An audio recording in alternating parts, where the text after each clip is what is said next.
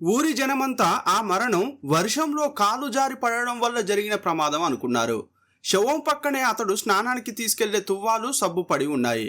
కానీ crime సీన్ను analyse చేసిన పోలీసులకు ఎన్నో అనుమానాలు కలిగాయి. వారికి దొరికిన మొదటి క్లూ టైం గ్యాప్. అసలు ఆ రాత్రి ఏం జరిగింది? ఆ తువ్వాలు, సబ్బు వెనక దాగున్న అసలు రహస్యం ఏంటి? ఆ రోజు 2013 జూలై 6 తెల్లవారుజాము నుంచేనే లైట్గా వర్షం పడుతోంది. అది కేరళలోని కన్నూరు జిల్లాకు చెందిన చెరుపుల అనే గ్రామం.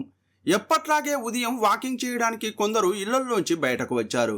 అప్పుడు సమయం దాదాపు 5:30 అవుతోంది. వారు నడుస్తున్న ఆ దారిలో ఒక వ్యక్తి బోర్లా పడి ఉండడం చూసి దగ్గరకు వెళ్లారు. వంగి అతని వైపు చూసినప్పుడు వారికి భయంకరమైన దృశ్యం కనిపించింది. దాదాపు 60 ఏళ్ల వయసున్న వ్యక్తి అక్కడ నిర్జీవంగా పడి ఉన్నాడు. ఆ మనిషి నుదుటి భాగం నుండి రక్తం ధారగా కారింది. ఆ రక్తం నేలపై పడిన తర్వాత వర్షపు నీటిలో కలిసి పారుతోంది. ఉదయాన్నే స్నానం చేయడానికి ఇంటి నుంచి తువ్వాలు, సబ్బుతో బయటకు వచ్చిన అతని తలకు బలంగా ఏదో తగలడం వల్ల కింద పడిపోయి ఉంటాడని అంతా అనుకున్నారు. వారికి అనుమానం రావడంతో అతని ముక్కు దగ్గర వేలు పెట్టి చూశారు. అతడు శ్వాస తీసుకోవడం లేదని గుర్తించారు. అక్కడ పడి ఉన్నది శవమేనని తెలిసి వారు చాలా కంగారు పడ్డారు. వెంటనే దగ్గరలోని ఇళ్లలోకి వెళ్లి ఈ సమాచారం అందించారు. అప్పుడు చుట్టుపక్కల ఉండే జనాలు రోడ్డుపైకి వచ్చారు. ఆ శవం ఎవరిదై ఉంటుందని పరిశీలించారు. సంఘటనా స్థలానికి 30 మీటర్ల దూరంలోని ఇంటి నుంచి ఒక మహిళ, ఆమె పిల్లలు వచ్చి ఆ శవాన్ని చూశారు. వెంటనే గుండెలు పగిలేలా రోదించారు. అలా విలపించిన ఆ మహిళ పేరు రోషమ్మ. ఈ రోషమ్మ భర్త పేరు కుంజుమోన్. అతనికి ఇంకో పేరు కూడా ఉంది. అదేంటంటే చాకోచన్. కుంజుమోన్ రక్తపు మడుగులో పడి ఉన్నట్లు గుర్తించారు. అక్కడ గుమికూడిన జనాలందరికీ చాకోచాన్ బాగా తెలుసు. ఎందుకంటే చాకోచన్ పయ్యనూరులోని ఒక పేరున్న మెడికల్ షాప్లో పనిచేస్తున్నాడు. ప్రతిరోజు ఉదయాన్నే పయ్యనూరులోని మెడికల్ షాప్కు వెళ్లే చాకోచన్ను ఆ దారిలో వెళ్లే వారంతా క్రమం తప్పకుండా చూస్తుంటారు. చెరుపుల నుండి పయ్యనూరు వెళ్లే బస్సులో ఈ చాకోచన్ ప్రతిరోజు ప్రయాణిస్తాడు. అలాంటి చాకోచన్ అక్కడ విగత జీవిగా పడి ఉన్న దృశ్యాన్ని చూసి జనాలు దిగ్భ్రాంతికి లోనయ్యారు. వెంటనే పోలీసులకు ఫోన్ చేసి సమాచారం ఇచ్చారు. సమాచారం అందిన వెంటనే పోలీసులు సంఘటనా స్థలానికి చేరుకున్నారు. అయితే పోలీసులు వచ్చేంత వరకు ఆ శవాన్ని ఎవరూ తాకకూడదని, ఆధారాలు పాడవకూడదని నైబర్సు తెలివిగా వ్యవహరించారు.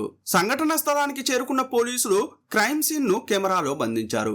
వారు ఫోటోలు తీసే సమయానికి ఫోరెన్సిక్ బృందం కూడా సంఘటనా స్థలానికి చేరుకుంది. వారు ఆ శవాన్ని ప్రాథమికంగా పరిశీలించడం ప్రారంభించారు. అప్పుడు పోలీసులకు, ఫోరెన్సిక్ బృందానికి ఒక విషయం అర్థమైంది. ఇది వర్షంలో కాలు జారడం వల్ల ప్రమాదవశాత్తు జరిగిన మరణం కాదని అనుకున్నారు. ఎందుకంటే అతని తలపై బలమైన గాయాలున్నాయి. సాధారణంగా నడుచుకుంటూ వెళ్లే వ్యక్తి ఒకవేళ కాలు జారి ఫుట్పాత్ పై బోర్లా పడిపోతే అతని నుదురు నేలకు తగులుతుంది. అంతే తప్ప అతని తల పైభాగం అంటే నడినెత్తి తగిలి అతను ఫుట్పాత్ పై పడడు. తల పైభాగం తగిలి అతను ఫుట్పాత్ పై పడాలంటే అతడు నేరుగా ఏదైనా భవనం పై నుండి కిందకు పడాలి, లేదా తలకిందులుగా వచ్చి ఆ ఫుట్పాత్ పై పడాలి. అది ఇక్కడ ఏ విధంగా చూసినా సాధ్యమయ్యే పని కాదు. వాస్తవానికి అది అసాధ్యమా అని అంటే కాదనే చెప్పాలి. ఆ దారి గుండా వెళ్లే ఏదైనా వాహనం అతనిని బలంగా ఢీకొడితే అతను పైకి ఎగిరి తలకిందులుగా వచ్చి ఫుట్పాత్ పై పడవచ్చు. కానీ అలా జరిగి ఉంటే వాహనం ఢీకొట్టిన గుర్తులు చాకోచన్ శరీరం మీద ఉండాలి. కానీ అక్కడ యాక్సిడెంట్ జరిగిన ఆనవాళ్లే లేవు. అందువల్లే ఇక్కడ జరిగింది ఖచ్చితంగా ఒక హత్య అని వారు నిర్ధారించుకున్నారు. ప్రతిరోజు తెల్లవారుజామున ఇంట్లో నుండి తువ్వాలు, సబ్బు తీసుకుని స్నానానికి వెళ్లే చాకోచాన్ గురించి తెలిసిన ఎవరో పక్కా ప్లాన్ ప్రకారం అతన్ని చంపేశారు. స్నానానికి వెళ్లే సమయంలో చాకోచన్ చేతిలో ఎలాంటి వస్తువులు లేవు. అందువల్ల దొంగతనం చేసే ప్రయత్నంలో జరిగిన హత్య అని చెప్పడానికి కూడా వీల్లేదు. ఇది మరేదో కారణం చేత జరిగిన హత్య అని అర్థం చేసుకున్న పోలీసులు డెడ్ బాడీని పోస్ట్ మార్టం కోసం పంపించారు. ఆ తర్వాత శవాన్ని మొదట చూసిన వ్యక్తుల నుండి విచారణ ప్రారంభించారు. చుట్టుపక్కల ఇళ్లకు వెళ్లి పలు కోణాల్లో ఎంక్వైరీ చేశారు. చాకోచాన్ భార్య రోషమ్మ, పిల్లలను కూడా పోలీసులు కలిశారు.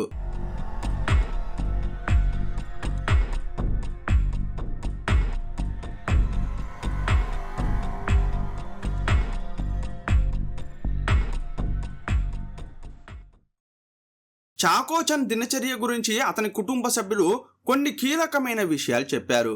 ప్రతిరోజు ఉదయాన్నే ఇంట్లో వాళ్ళంతా నిద్ర లేవడానికి ముందే, అంటే తెల్లవారుజామునే లేచి స్నానానికి వెళ్ళే అలవాటు ఈ చాకోచాన్కు ఉంది. అలా చాకోచాన్ బయటకు వెళ్ళి స్నానం పూర్తి చేసుకుని రెడీ అయి ఇంటికి వచ్చేటప్పుడే అతని భార్య రోసమ్మ నిద్రలేస్తుంది. ఈ రోజు కూడా ఎప్పటిలాగే చాకోచాన్ స్నానం చేయడానికి తువ్వాలు సబ్బు తీసుకుని బయటకు వెళ్ళాడు. పిల్లలెవరూ కూడా ఆ సమయంలో నిద్ర లేవలేదు. ఇక చాకోచాన్కు ఎవరైనా శత్రువులు ఉన్నారా అని రోసమ్మను అతని పిల్లలను పోలీసులు అడిగారు. కానీ చాకోచాన్కు శత్రువులు గాని గొడవ పడిన వారు గాని లేరు. చాకోచన్ పయ్యనూరులోని ఒక మెడికల్ స్టోర్లో చాలా కాలంగా పనిచేస్తున్నాడు. ఆ మెడికల్ స్టోర్కు సంబంధించి చాకోచన్కు ఎవరితోనైనా గొడవలు ఉన్నాయా అని వివరాలను సేకరించారు. అయితే ఆ మెడికల్ షాప్ యజమానితో గాని తోటి ఉద్యోగులతో గాని అతనికి గొడవలు ఉన్నట్లు ఎలాంటి సమాచారం దొరకలేదు. అందరితోనూ అతడు చాలా బాగా కలిసిమెలిసి ఉండేవాడు. ఆ తర్వాత పోలీసుల ముందున్న ఒకే ఒక్క కోణం ఏంటంటే, ఈ చెరుపుల నుంచి పయ్యన్నూరుకు ప్రతిరోజు చాకోచన్ ప్రయాణించే బస్సు. ఆ బస్సులో ప్రయాణించే సమయంలో చాకోచన్ ఎవరితోనైనా ఏమైనా గొడవ పడ్డాడా, ఎవరికైనా ఇతనిపై కోపం ఉందా అనే ప్రశ్న సహజంగానే పోలీసుల వైపు నుండి వచ్చింది. దానికి సంబంధించిన దర్యాప్తును పోలీసులు ఒక పక్క ముమ్మరంగా జరుపుతుండగానే పోస్ట్ మార్టం రిపోర్టు వచ్చింది. అందులో డాక్టర్లు కొన్ని విషయాలను చాలా స్పష్టంగా రాశారు. చాకోచన్ తలపై ఏదో ఇనుపరాడుతో బలంగా కొట్టారు. ఒక్కసారి కాదు, ఏకంగా 7 సార్లు కొట్టడం వల్ల అతని తల పగిలిపోయి లోపల మెదడు చెల్లాచెదురైపోయింది. కానీ బుర్ర పైభాగం బ్రేక్ కాకపోవడం వల్ల మెదడు బయటకు రాకుండా లోపలే ఉండిపోయింది. దాన్ని మించి పోస్ట్ మార్టం చేసిన డాక్టర్ మరొక సంచలన విషయం చెప్పారు.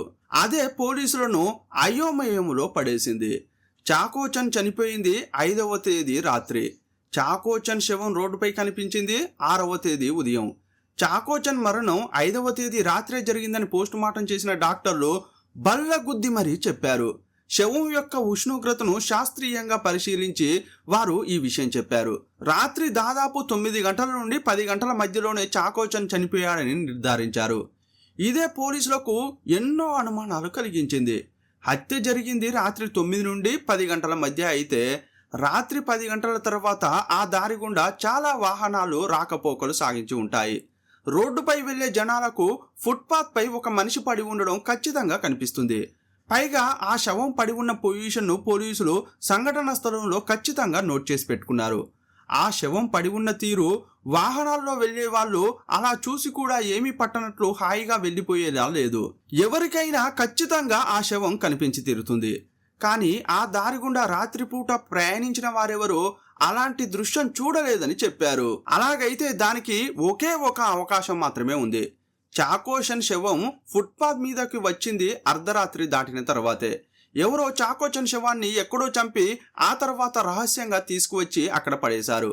అంటే నేరం జరిగింది ఆ రోడ్డుపై కాదనేది పోలీసులకు అర్థమైంది.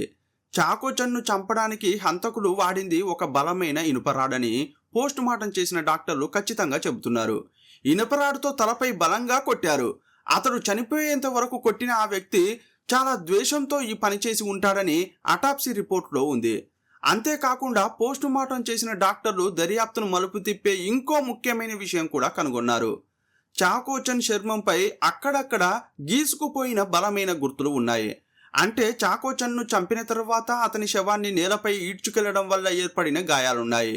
ఆ గాయాలన్నీ కూడా అతను చనిపోయిన తర్వాతే శరీరంపై పడినట్టు తెలుస్తోంది. దీన్ని బట్టి చాకోచన్ను చంపిన వ్యక్తులు అతన్ని ఎక్కడో చంపిన తర్వాతే శవాన్ని లాక్కొచ్చి ఆ ఫుట్పాత్ పై పడేశారు. శవాన్ని లాక్కెళ్లిన ఆధారాలు, గుర్తులు ఏవైనా ఆ పరిసర ప్రాంతంలో ఖచ్చితంగా దొరుకుతాయని నమ్మిన పోలీసులు మళ్లీ క్రైమ్ సీన్కు చేరుకున్నారు. వారికి ఇప్పుడు చాలా కీలకమైన సమాచారం దొరికింది. చాకోచన్ను హత్య చేసిన తర్వాతే అతని శరీరాన్ని లాక్కొచ్చి శవం ఉన్న చోట పడేశారు కాబట్టి సంఘటన స్థలంలో అలాంటి ఆనవాళ్లు ఏమైనా ఉన్నాయా అని నేలను తీక్షణంగా పరిశీలించారు. అలా జల్లెడ పడుతున్నప్పుడు కొన్ని కీలక ఆధారాలు దొరికాయి. ఆ శవం పడి ఉన్న ప్రాంతంలో శవాన్ని అటూ ఇటూ లాగినట్లు కొన్ని గుర్తులు కనిపించాయి.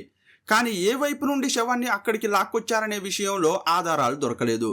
నిజానికి అదొక ప్రమాదవశాత్తు జరిగిన మరణం అని నమ్మించడం కోసం నిందితులు శతవిధాలా ప్రయత్నించారు. శవాన్ని బోర్లా పడేయడం కోసం వారు అటూ ఇటూ కదిలించినప్పుడు నేలపై పడిన గుర్తులు మాత్రమే ఆ ప్రాంతంలో మిగిలి ఉన్నాయి. తువ్వాలు, సబ్బు కూడా చాలా పద్ధతిగా తెచ్చిపెట్టారు. ఒకవేళ హత్య చేసిన వ్యక్తే ప్లాన్ ప్రకారం తెచ్చిపెట్టి ఉంటే అవి పోలీసులకు దొరికిన అతిపెద్ద క్లూస్ అవుతాయి. పోలీసుల దగ్గర ఇప్పుడు సబ్బు, తువ్వాలు సురక్షితంగా ఉన్నాయి. వీటితో పాటు చాకోచన్ చనిపోయే సమయంలో ఒంటిపై వేసుకున్న బట్టలు కూడా పోలీసుల స్వాధీనంలో ఉన్నాయి. చాకోచన్ ఆ ఊరిలో అందరికీ చాలా బాగా తెలిసిన వ్యక్తి. ఊరి జనాలు ఎవరికీ కూడా చాకోచన్పై ఎలాంటి చిన్నపాటి ఫిర్యాదులు గానీ కోపాలు గానీ లేవు. చాకోచన్ అందరితో ఎంతో మర్యాదగా ఉండే చాలా మంచి మనిషి. అతను తన తల్లి చివరి రోజుల్లో ఆమెను చాలా జాగ్రత్తగా చూసుకున్నాడు. తల్లికి సంబంధించిన ప్రతి చిన్న విషయాన్ని దగ్గరుండి చూసుకునేవాడు. అతడు తన తల్లికి చేసిన సేవల గురించి జనం పోలీసుల విచారణలో చాలా గొప్పగా చెప్పారు. ప్రాథమికంగా విచారణ చేసిన పోలీసులు మరింత లోతుగా విచారించాల్సిన అనుమానితుల జాబితాను తయారు చేశారు. ఆ లిస్టులో మొదట వారు రాసుకున్న పేర్లు మరెవరివో కాదు, చాకోచన్ సొంత కుటుంబ సభ్యుల పేర్లే. అలా రాయడానికి పోలీసులకు ఒక బలమైన కారణం కూడా ఉంది. చాకోచన్ ఉదయాన్నే స్నానానికి తువ్వాలు, సబ్బు తీసుకుని వెళ్ళాడని అతని భార్య రోషమ్మ పోలీసులకు మొదట్లోనే ఒక స్టేట్మెంట్ ఇచ్చింది. చాకోచన్కు ప్రతిరోజు ఉదయాన్నే రోషమ్మ సబ్బు, తువ్వాలు తీసి ఇవ్వదు. చాకోచనే స్వయంగా వాటిని తీసుకుని వెళ్ళేవాడు. చాకోచన్ స్నానం చేసి ఇంటికి తిరిగి వచ్చేటప్పుడు రోషమ్మ నిద్రలేస్తుంది. రోషమ్మ అంతకుముందు చెప్పిన ఈ స్టేట్మెంటు ప్రస్తుతం పోలీసుల రికార్డులో ఉంది. కానీ ఇప్పుడు పోస్ట్ మార్టం రిపోర్ట్లో సైంటిఫిక్ గా చెబుతున్న పచ్చి నిజం ఏంటంటే చాకోచన్ ఉదయం స్నానానికి వెళ్ళాడని చెబుతున్న సమయానికి కనీసం 5-6 గంటల ముందే, అంటే రాత్రే దారుణంగా హత్య చేయబడ్డాడు. అలాగైతే రోషమ్మ చెప్పిన దానికి ఈ రిపోర్టుకు అస్సలు పొంతన కుదరడం లేదు.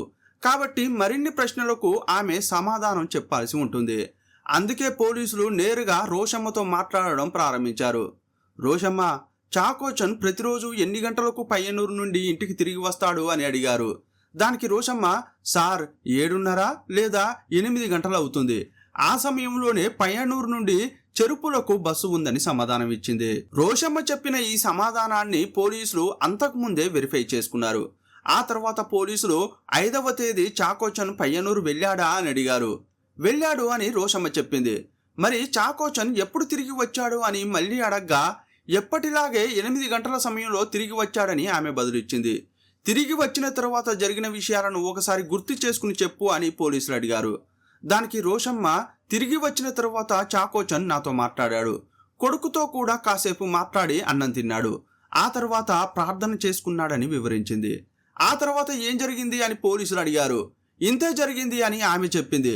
మరి చాకోచన్ ఎన్ని గంటలకు పడుకున్నాడు అని పోలీసులు ప్రశ్నించారు. దానికి ఆమె, నేను పడుకోవడానికి వెళ్ళేసరికి సమయం దాదాపు 10:30 దాటి ఉంటుంది. నేను వంటగది నుండి బెడ్రూమ్కు వచ్చేటప్పుడు చాకోచన్ హాల్లో కూర్చోవడం చూశాను. నాకు తెలిసి రాత్రి 11 గంటల సమయంలో చాకోచన్ పడుకుని ఉంటాడని చెప్పింది.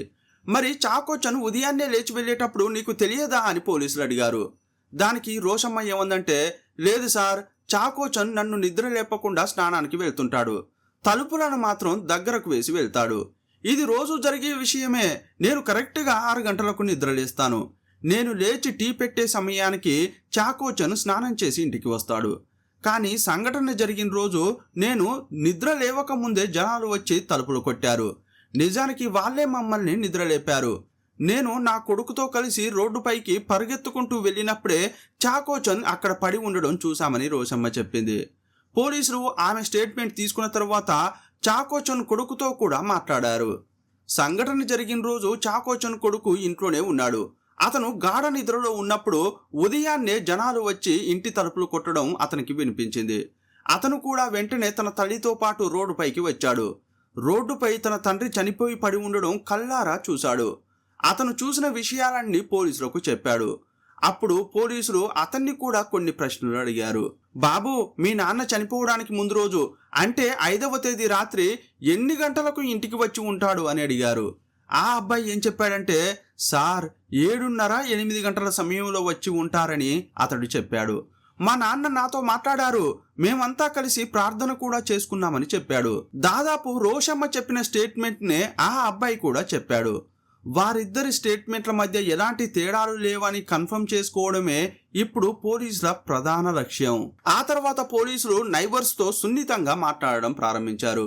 పోలీసులు ఏమన్నారంటే, చాకోచన్ను అతని కుటుంబ సభ్యులే హత్య చేసి ఉంటారేమోనని మాకు అనుమానంగా ఉంది. దీనిపై మీ అభిప్రాయం ఏంటి అని అడిగారు. ఆ మాటలకు పక్కింటి వాళ్ళు ఒక్కసారిగా ఆశ్చర్యపోయారు. అయ్యో సార్, అలా జరగడానికి అసలు అవకాశమే లేదు. రోషమ్మ కొడుకు అలాంటి వారు కాదని చెప్పారు. సార్, చాకోచన్ కొడుకు చాలా చిన్న పిల్లాడు. అతడు తన సొంత తండ్రిని చంపడానికి సహకరిస్తాడని మేము అస్సలు అనుకోవట్లేదు. ఇక రోషమ్మ విషయం చూసుకుంటే ఆమె ఒంటరిగా చాకోచన్ శవాన్ని వాళ్ళ ఇంటి నుండి 30 మీటర్ల దూరం లాక్కొచ్చి రోడ్డుపై పడేయడం అస్సలు సాధ్యం కాదని చెప్పారు. కుటుంబ సభ్యుల విషయంలో అంత నమ్మకంగా సమాధానం చెప్పిన ఆ పక్కింటి వాళ్ళే పోలీసులకు అనుమానం కలిగించే ముఖ్యమైన విషయం కూడా చెప్పారు. సార్, మీరు అంతగా అడిగారు కాబట్టి మేము ఇంకో విషయం చెబుతాం. చాకోచన్ వాళ్ళ అమ్మ చనిపోయినప్పుడు ఆమెకు సంబంధించిన ఆస్తులన్నీ అతనికే వచ్చాయి. ఆ ఆస్తి అతని చేతికి వచ్చినప్పటి నుండి చాకోచన్కు అతని భార్య రోషమ్మకు విపరీతంగా గొడవలు జరుగుతుండేవి. మేము చాలాసార్లు వాళ్ళ ఇల్లులోంచి వచ్చే శబ్దాలను విన్నామని చెప్పారు. రోషమ్మ చాకోచన్ల మధ్య సంబంధం అన్యోన్యంగా ఉంటుందనే అభిప్రాయంతో అప్పటి వరకు ఉన్న పోలీసులకు పక్కింటి వారు ఇచ్చిన ఆ స్టేట్మెంటు దర్యాప్తులో ఒక సరికొత్త కోణాన్ని చూపించింది. చాకోచన్ రోషమ్మ దంపతుల మధ్య ఏదో తీవ్రమైన సమస్య ఉందని గమనించిన పోలీసులు వెంటనే మరికొంతమందిని వారి సఖ్యత గురించి అడిగి తెలుసుకున్నారు.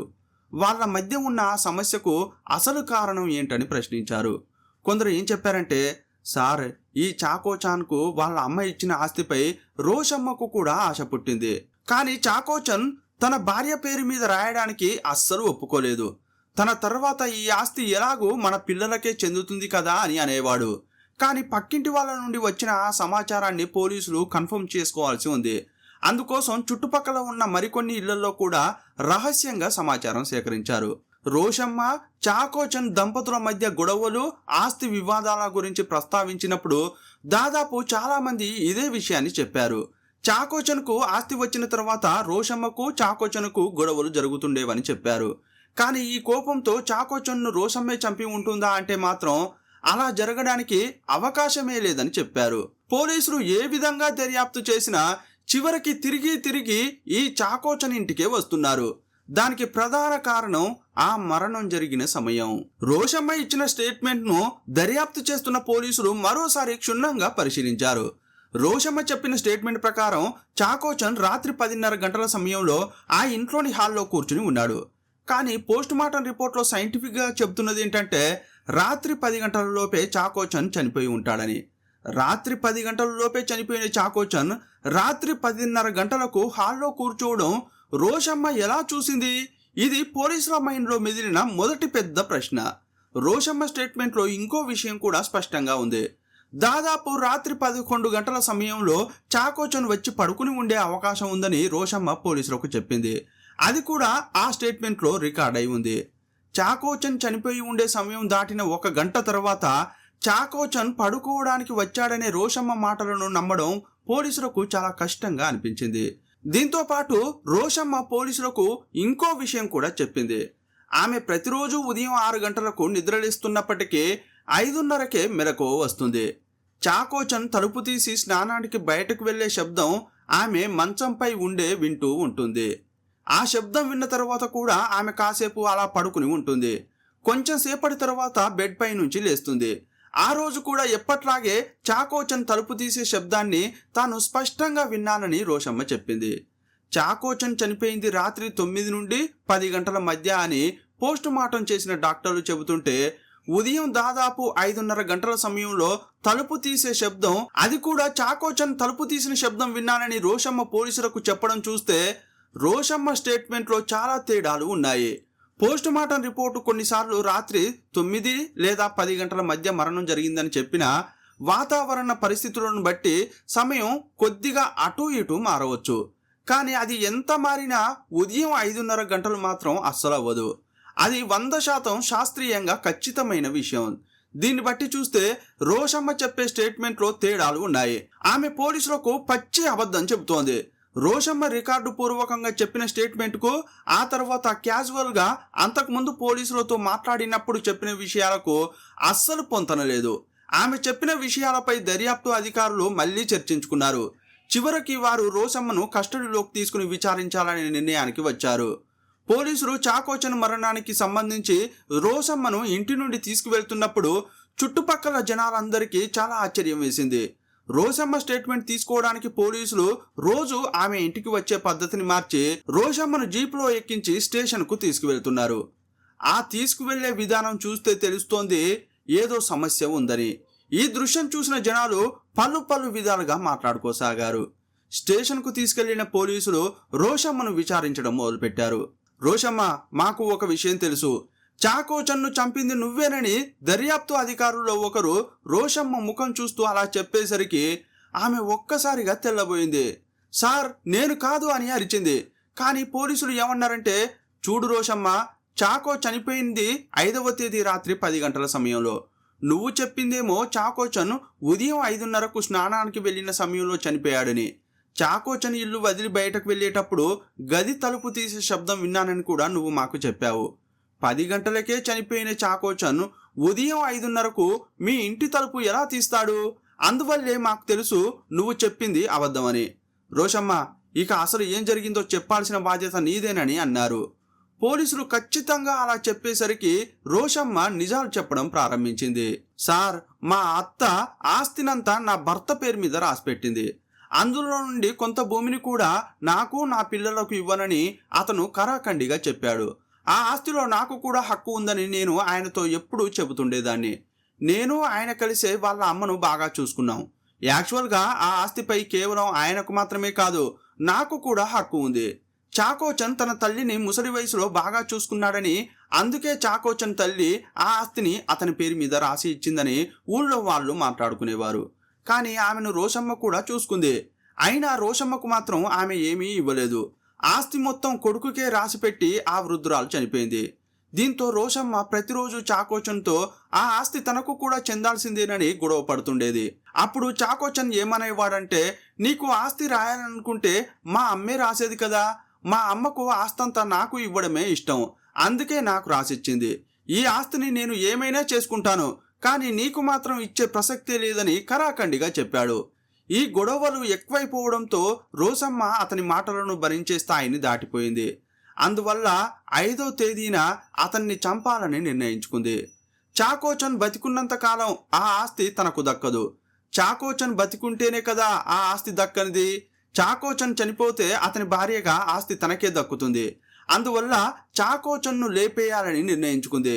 చాకోచన్ ఎప్పట్లాగే పయ్యన్నూరు నుండి ఇంటికి వచ్చాడు. కొద్దిసేపటి తర్వాత అతను స్నానానికి వెళ్ళాడు. అతను రాత్రి దాదాపు 9 నుండి 10 గంటల మధ్యలో స్నానం చేస్తాడు. బయట ఉన్న స్నానాల గది నుండి అతను ఇంటి లోపలికి వచ్చే దారిలో తలుపు చాటున రోషమ్మ కాచుకుని నిలబడింది. చాకోచన్ లోపలికి రాగానే తన చేతిలో ఉన్న ఇనుపరాడుతో, అంటే పారకు ఉన్న పిడితో చాకోచన్ తలపై బలంగా కొట్టింది. మొదటి దెబ్బకు చాకోచన్ కింద పడిపోయాడు. ఆ తర్వాత మళ్ళీ అతని తలపై కొడుతూనే ఉంది. 7వ దెబ్బ కూడా చాకోచన్ తలపై పడిన తర్వాత రోషమ్మకు నమ్మకం కుదిరింది చాకోచన్ చనిపోయాడని. వెంటనే హత్యకు వాడిన పారను కడిగి శుభ్రం చేసింది.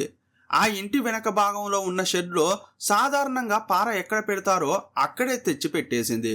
నిజానికి ఆ ఇంట్లో అంతకుముందే పోలీసులు సోదాలు చేసి ఉంటే వారికి ఆ ఆయుధం దొరికేది. కానీ ఆ స్థాయిలో పోలీసులు సోదాలు చేయలేదు. రోషమ్మ ఇంకా ఏం చెప్పిందంటే, సార్, నేను చాకోచన్ను చంపింది ఆస్తి కోసమే తప్ప జైలుకు వెళ్ళడానికి కాదు. అందువల్ల నేను చాకోచన్ను చంపాలని నిర్ణయించుకున్నప్పుడే ఆ తర్వాత ఏం చేయాలో కూడా ప్లాన్ వేసుకున్నాను. కొడుకు పక్క గదిలో గాఢ నిద్రలో ఉన్నాడు. వాడికి ఈ విషయం ఏమీ తెలియదు. రాత్రి 9 నుంచి 10 గంటల మధ్య చాకోచన్ను చంపిన తర్వాత రాత్రంతా డెడ్ బాడీ ఇంట్లోనే ఉండింది. తెల్లారిన తర్వాత దాదాపు ఉదయం 4:30 సమయంలో చాకోచన్ శవాన్ని ఇంటి నుండి బయటకు లాక్కొచ్చాను. ఆయన కాస్త లావుగా ఉంటాడు. నేను ఎంతో కష్టపడి లాక్కుంటూ ఆ శవాన్ని అంత దూరం తీసుకువెళ్ళాను.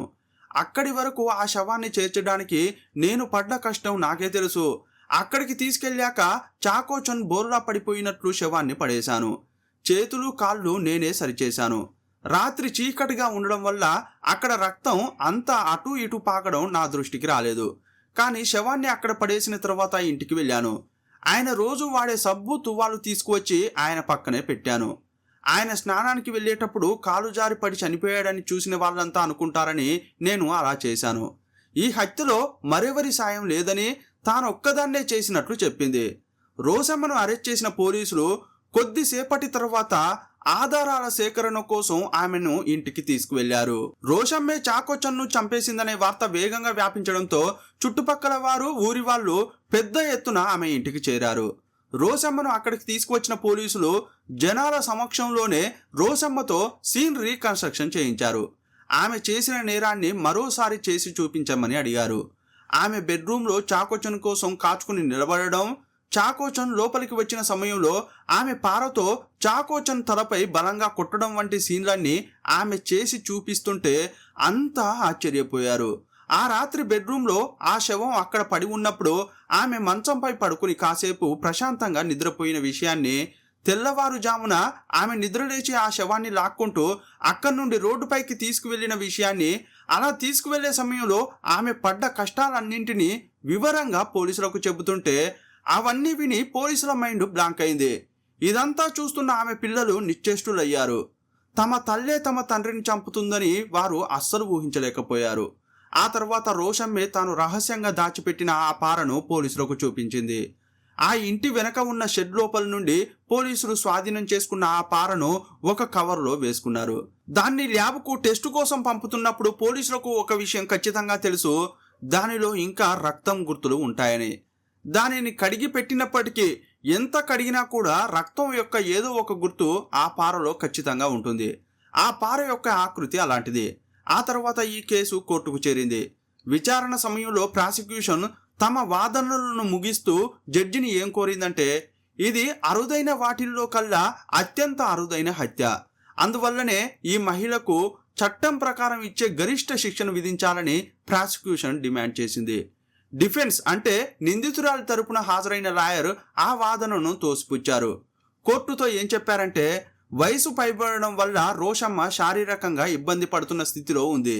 ఈ సంఘటన 2013లో జరిగితే కోర్టు విచారణ ముగిసింది 2025 అక్టోబర్లో. అంటే ఈ కేసు ముగియడానికి దాదాపు 12 ఏళ్లు గడిచిపోయాయి. రోషమ్మకు ఇప్పుడు దాదాపు 70 ఏళ్ల వయసు వచ్చింది.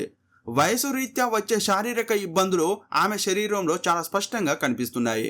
ఆ శారీరక ఇబ్బందులను జడ్జికి చూపిస్తూ డిఫెన్స్ లాయర్ ఏమన్నాడంటే, ఆమె చాలా పెద్ద వయసున్న మహిళ, పైగా ఆరోగ్య సమస్యలు ఉన్నాయి, అందువల్ల ఆమె చేసిన తప్పును క్షమించి గరిష్ట శిక్ష నుండి మినహాయింపు ఇచ్చి ఆమెకు ఒక నామమాత్రపు శిక్ష విధించాలని కోరారు.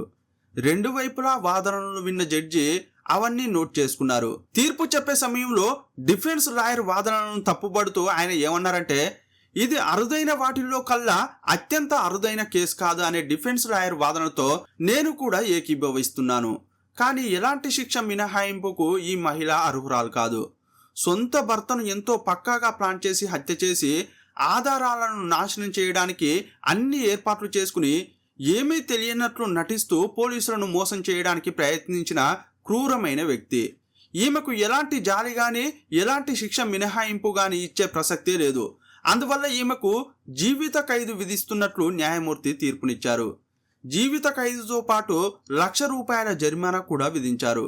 నిజానికి రోషమ్మకు వ్యతిరేకంగా కోర్టులో ఈ తీర్పు రావడానికి ముఖ్య కారణం రోషమ్మ పిల్లల సాక్ష్యమే. కోర్టులో వారు రోషమ్మకు వ్యతిరేకంగా మొదటి నుండి చివరి వరకు నిలబడ్డారు. తండ్రిని చంపి మా అమ్మ క్షమించరాని తప్పు చేసిందని ఆమెకు వ్యతిరేకంగా పిల్లలు కోర్టులో అడిగిన చాలా ప్రశ్నలకు సమాధానం చెప్పారు. మొదటి నుండి చివరి వరకు అమ్మకు వ్యతిరేకంగా స్టేట్మెంట్ ఇచ్చిన ఆ పిల్లలను లొంగదీసుకోవడానికి, అంటే మాట మార్పించడానికి డిఫెన్స్ తరపున చాలా ప్రయత్నాలు జరిగాయి. కానీ వాటికి లొంగకుండా ఆ పిల్లలు తమ తండ్రి మరణానికి కారణమైన తల్లిని జైలుకు పంపించడానికి సహకరించారు. సాధారణంగా తండ్రి చనిపోయిన పిల్లలు తల్లిని కూడా జైలుకు పంపడానికి ఇష్టపడరు. అందువల్ల మాకు ఏమీ తెలియదు అని కోర్టులో స్టేట్మెంట్ ఇస్తుంటారు. కానీ రోషమ్మ పిల్లలు కోర్టులో ఇచ్చిన వాంగ్మూలం చాలా భిన్నమైంది. రోషమ్మ చాకోచన్లు మొదటి నుంచి అన్యోన్యంగా ఉండేవారు. ముసలి వయసులో ఉన్న చాకోచన్ తల్లికి ఇద్దరూ కలిసి సపర్యలు చేశారు. కుటుంబం కోసం ఎంతో కష్టపడిన రోషమ్మ చేతులే చివరికి ఆస్తిపై వ్యామోహం పెంచుకుని భర్త ప్రాణాలు తీయడానికి తెగించాయి.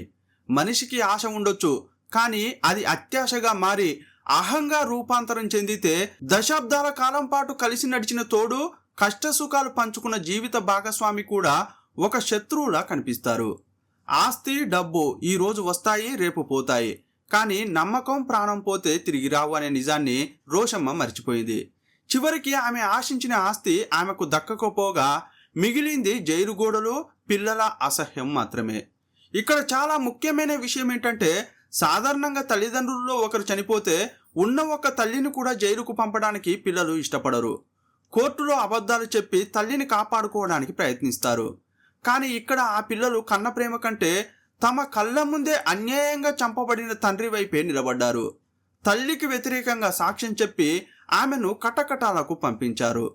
కన్న తల్లిని జైలుకు పంపేటప్పుడు ఆ పిల్లల మనసు ఎంతలా విలవిలలాడి ఉంటుందో, ఎంతటి మానసిక శోభను అనుభవించి ఉంటుందో ఊహించుకుంటేనే గుండె తరుక్కుపోతుంది.